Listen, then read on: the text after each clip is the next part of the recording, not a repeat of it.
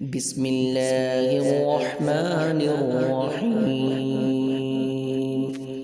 السلام علیکم ورحمۃ اللہ وبرکاتہ۔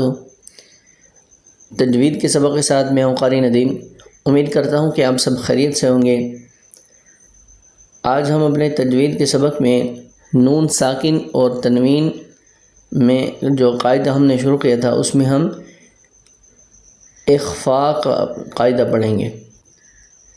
یہ اس میں آج 4 قاعدے جو ہم نے پڑھنے تھے نون ساکن اور تنوین کے، یہ اس میں آخری ہے، تو یہ تھوڑا سا مشکل ہے، لیکن اس کو میں انشاءاللہ کوشش کرتا ہوں کہ آپ کو آسان طریقے سے بتاؤں تاکہ آپ کو جلدی سے سمجھ آ جائے۔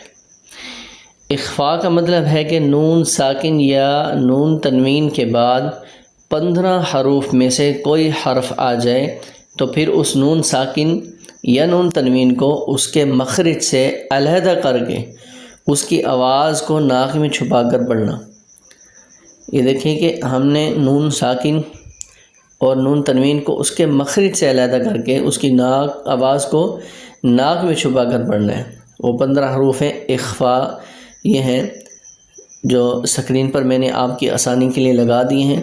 آپ ان 15 حروف کو دیکھ سکتے ہیں، یعنی الف سے لے کر یا تک 28 حروف میں سے 6 حروف حلقی جو میں نے آپ کو بتائے تھے وہ، اور 6 حروف یرملون اور 1 حرف اقلاب یعنی کہ باء جو ہے وہ نکال دیں، باقی سب حروف اخفاء میں آ جائیں گے۔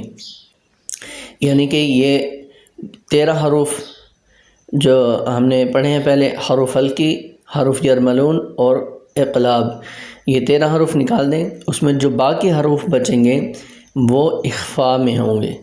تو اخفاء کا قاعدہ وہ میں آپ کو ایک مرتبہ پھر بھی بتا دیتا ہوں کہ اخفاء کا مطلب ہے نون ساکن یا نون تنوین کے بعد 15 حروف میں سے کوئی حرف آ جائے تو پھر اس نون ساکن یا نون تنوین کو اس کے مخرج سے علیحدہ کر کے اس کی آواز کو ناک میں چھپا کر پڑھنا۔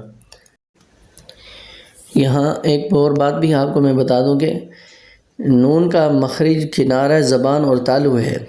اخفاء میں زبان کسی جگہ ٹچ نہیں ہوتی بلکہ آواز ناک سے نکلتی ہے، اس کو آپ ذہن میں رکھیے گا۔